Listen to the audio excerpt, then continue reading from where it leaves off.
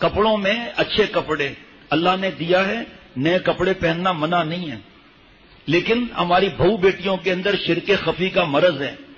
Beauty parlour میں راتیں گزارنا، اتنے 5-6 بیوٹی پارلر کی عورتوں نے توبہ کیا ہے، جس میں سے 2 یا 3 خاتون نے جو وہاں کی ذلتیں لکھی تھی نا، میں الحمدللہ وہ بیان سنتی ہوں، انہوں نے پورا لکھا بھی نہیں، صرف یہ لکھا کہ بے غیرتی اور ذلیل اور گھٹیا حرکتوں کا اعلیٰ مظاہرہ ہوتا ہے، یہاں تک کہ لڑکے بھی کام کرنے والے اندر گھس جاتے ہیں اور پورے ہاتھ اور بازوؤں پر مہندی، آگے مہندی پیچھے مہندی، وہ حیا والی مہندی لگا رہی ہے، سطر کھلا ہوا ہے اور ہنس رہے ہیں، بدتمیزی کر رہے ہیں، عورت کا تو پورا جسم سطر ہے، اوپر اٹھا ہوا ہے، مہندی لگا رہے ہیں، ہنس رہے ہیں، ٹیلی ویژن دیکھ رہے ہیں۔ ان خواتین جو حرام کام کرتی ہیں بیوٹی پارلر میں، بال اور یہ سب کاٹنا اور بھویں کاٹنا، اس کے حرام کے پیسوں کی چائے بھی پی رہی ہیں، ٹھنڈا بھی پی رہی ہیں۔ اور یہ میک اپ والی عورت جو ہے فجر کی نماز پڑھے گی، حالانکہ شوہر کے لیے میک اپ کرنا چاہیے، لیکن شرعی پردے کی پہلے شرط ہے۔ ڈیزائن والی مہندی لگانی ہے لگاؤ، لیکن شرعی پردہ کرتی ہو تو آپ کا ہاتھ تو اور چمکے گا، تو اس وقت کا کیا معاملہ ہوگا؟ اللہ کا حکم کیا ہے اس وقت کے لیے؟ کتنا آسانی ہے دین کے اندر کے شوہر کے لیے بہترین تیار رہو روزانہ، تاکہ وہ چڑیلوں کے چکر میں نہ آئے۔ تمہیں پتا چل گیا تم ٹوہ مت لگاؤ، تجسس مت کرو، منع ہے۔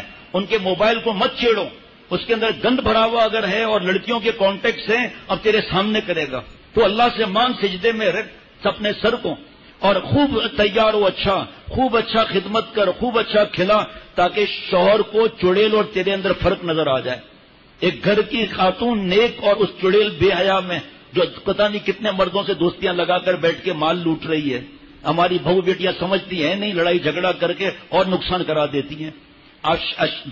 جوان بیٹیاں جو ہیں وہ کنواری بیٹیاں، ان کو کوئی ضرورت نہیں ہے میک اپ کی، جینز پینٹ شرٹ پہن کر گندے سے گندا چست اور باریک لباس ننگی عورتیں اٹھائیں گی، حدیث پاک ہے۔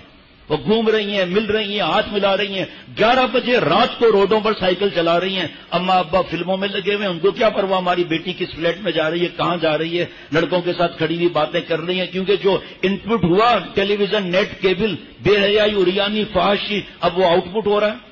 اب ایسا زہر پھیلا دیا کہ بیٹی کے یہ باتیں برے ہی نہیں لگ رہی، ناچ گانا برا ہی نہیں لگ رہا، ناچنے والی عورت کو کیا کہتے ہیں، کسی میں دم ہے تو بتا دے مجھے ذرا، وہی تو میری ماں، میری بہن، بہو، بیٹی، بہو وہی تو کر رہے ہیں، فرق کیا ہے؟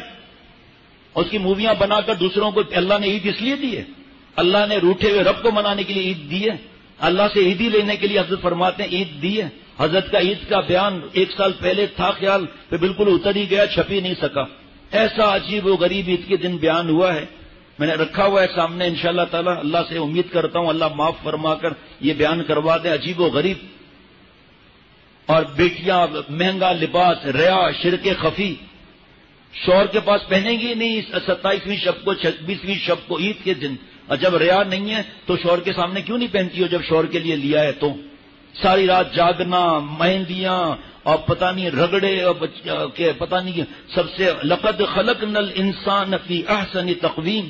حضرت فرماتے تھے دیکھو قرآن پاک میں اللہ کیا ارشاد فرما رہے ہیں کہ مفہوم کے بہترین سانچے میں تجھے ڈھالا ہے، اے میری ماں، بہن، بہو، بیٹیوں، اللہ کی دیوی شکل پسند نہیں ہے؟ ایسی بے حیائی والا میک اپ اور نامحرم گھر میں مرد گھوم رہے ہیں، تجھے کیا حق بنتا ہے میک اپ کرنے کا؟ میک اپ تو ان کا حق ہے جو شادی شدہ ہے، شرعی پردہ کرتی ہے، تو دکھانے والی ہو گئی، نبی کی بددعا لینے والی ہو گئی۔ عید کی رات کس لیے اور یہاں کیا ہو رہا ہے اور کوئی بولنے والا ہی نہیں؟ تو فرمایا کہ یہ کام نہیں کرنے ہیں۔ کپڑے نیا، میں پھر بتا رہا ہوں منع نہیں ہے، مرد عورتوں جیسا لباس پہن رہا ہے، عورتیں مردوں جیسا لباس پہن رہی ہے۔ اب آگے خاص بات دیکھنا جس پہ گھر پہ جھگڑے ہو رہے ہیں، سفید لباس، اس پر نہیں جھگڑے ہو رہے، سفید لباس تمام کپڑوں میں سب سے زیادہ آپ صلی اللہ علیہ وسلم کے کو محبوب تھا، لیکن جس آدمی کے پاس سفید لباس کی طاقت نہ ہو یا نئے کپڑے کی طاقت نہ ہو تو اپنے موجودہ کپڑوں میں جو سب سے زیادہ بہتر ہو اس کو زیب تن کرنا اور خوشبو لگانا۔ تو یہ رات ایسا نہیں دوسری راتوں کی طرح چلی نہ جائے۔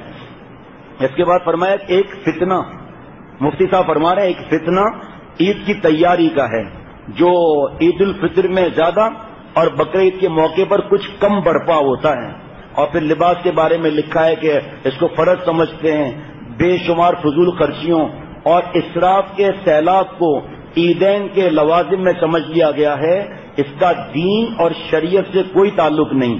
آج یہ بات فرض اور واجب سمجھ لی ہے کہ اگر استطاعت نہیں ہے پھر بھی نئے جوڑے نئے توڑے اور گھر کے ہر فرد کے لیے جوتے ٹوپی گھر کی آرائش اور زیبائش کے لیے نت نئے سامان اور کراکری تو میں کہہ رہا ہوں جو اس معاملے میں زیادہ سمجھی جاتی ہے. اس کا نتیجہ یہ ہے کہ لوگ پریشان ہو جاتے ہیں اور عید بقرعید کی تیاری ایک مستقل مصیبت بن چکی ہے ان بیچاروں کے لیے. حالانکہ اگر اللہ کی محبت حاصل کرے گا تو کسی کی پرواہ نہیں کرے گا. حضرت عمر بن عبدالعزیز رحمۃ اللہ علیہ بیوی اداس بچیاں اداس. کیا بات ہے خیریت کا سرتاج ایک دو دن کے بعد عید ہے پڑوس والے سب کی عید کی تیاری ہو گئی ہے بچیاں غمگین ہیں تو میں بھی غمگین ہوں میں کیا کر سکتا ہوں میرے پاس نہیں ہے. کا سرتاج آپ ایڈوانس نہیں لے سکتے سیلری ایڈوانس. ہاں یہ تو ٹھیک ہے جیسے بڑے ویسے چھوٹے ہوتے ہیں. کہ وہاں گئے وزیر خزانے سے کہا کہ مجھے آپ ایڈوانس سیلری دے دیں گے مجھے ایڈوانس سیلری دے دیں. کہا حاضر لیکن آپ اس ادھار کو چکانے کے لیے یقین رکھتے ہیں کہ آپ زندہ رہیں گے. ہمیں نہیں کہا جیسے آپ حکم کریں گا مجھے نہیں چاہیے. گھر میں آ کر بچوں کو بتایا کہ اچھا اچھا ابا. ایک بار منہ پہ پٹی بندھی ہوئی تھی بیٹیوں کے. پوچھا حضرت عمر بن عبدالعزیز رحمۃ اللہ علیہ نے خیریت یہ کیا معاملہ ہے. کہا وہ آپ کھانے کو کچھ تھا نہیں. آج رشوت اور ملاوٹ جو حضرت نے لکھا ہے سود اور لاٹریاں prize bond defence saving certificate پتہ نہیں کیا کیا پرائز بانڈ کی پرچیاں حرام. تو کہا کہ کھانے کو کچھ تھا نہیں. بچے نے پیاز کھایا آپ کو پیاز کی بو سے تکلیف ہوتی ہے اس لیے پٹیاں باندھی ہوئی ہیں. اور آج ان چیزوں کو ہم نے دعوتوں کو فرض سمجھ لیا. لڑائی ہوتی ہے کہ میں نے دعوت سب کو کرائی آپ نے کیوں دعوت نہیں کی عید کی. وہ سب اس کتاب میں اگر خریدنا چاہیں تو بازار سے خرید سکتے ہیں. یہ اس کے بعد وہی لکھا ہے معانقے کے بارے میں. اور حدیث شریف ہے کہ حضرت حذیفہ رضی اللہ تعالیٰ عنہ حضور صلی اللہ تعالیٰ علیہ وسلم سے روایت فرماتے ہیں کہ آپ صلی اللہ تعالیٰ علیہ وسلم نے فرمایا کہ یقیناً جب ایک بندہ مومن دوسرے بندہ مومن سے ملاقات کرتا ہے پھر اس کو سلام کرتا ہے اس کا ہاتھ پکڑ کر اس سے مصافحہ کرتا ہے تو دونوں کے گناہ اس طرح جھڑ جاتے ہیں جس طرح طرف کے پتے موسم خزاں میں خشک ہو کے جھڑ جاتے ہیں. آج ہم دیکھتے ہی نہیں ہے کہ ہمیں سلام میں پہل کرنی پڑے گی. ہم کیوں کریں ہم تو بیان کرتے ہیں اللہ معاف فرمائے. لیکن یہ مسجد میں جو پانچوں وقت ساتھ آ رہے ہیں اور مسجد میں مصافحہ کر رہے ہیں یہ بھی منع ہے. ابھی تو ساتھ میں تھے مصافحہ کس چیز کا جو رات دن ہے. ابھی جیسے مصافحہ ہم کریں گے تو حضرت فرماتے تھے کہ اعلان بھی کرنا چاہیے کبھی کبھی کہ یہ بیان کا مصافحہ نہیں ہے نہ اس کو سنت سمجھو ہے. ہفتے کے بعد ہماری ملاقات ہوئی ہے اب میرے دوست میرے ساتھ نماز پڑھنے ہاتھ ملا رہے ہیں. رات کو بیان ایسا نہیں کر رہے ماشاءاللہ لیکن مثال دے رہا ہوں بیان پر ساتھ چل رہے ہیں شاداب مسجد ہاتھ ملا رہے ہیں. بھائی دوسروں کو موقع دو اعلان بھی مت کرو. کبھی حضرت اعلان بھی فرما دیتے تھے زیادہ مجمع میں کہ دھکا نہ ہو.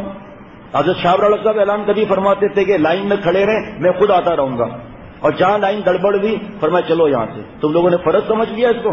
اذیت دھکا ہو رہا ہے مسلمان کو سنتے ہی نہیں.